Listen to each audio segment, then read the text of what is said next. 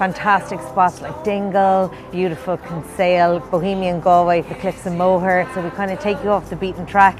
We show you basically the hidden Ireland. Take me back, come back home, the Ohio me. Oh, it's been so long, me oh my oh me.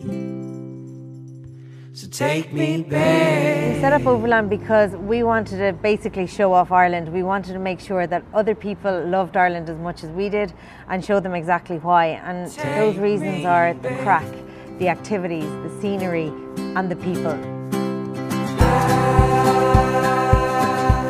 I think it's more of a road trip than a bus trip. It's a small group, they get on with each other, they're similar minded as well, because every day you're getting stuck into something. You're seeing all the sights that you want to see, but every day you're invigorated by some sort of activity, and this really bonds the group together and keeps a nice family feel to the group.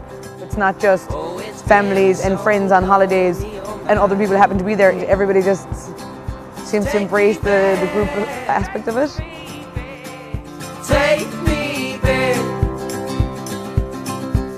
One of the most surprising things was the weather. I was a little It's concerned. beautiful. I must have packed more rain gear than I needed.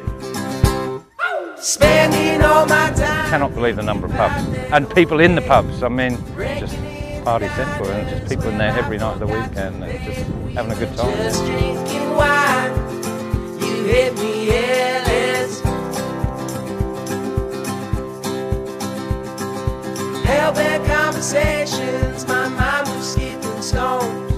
You feel it. There hasn't been any lowlights. Everything's been a highlight. It really exceeded our expectations. I even got to hold a baby sheep. Jumped right in.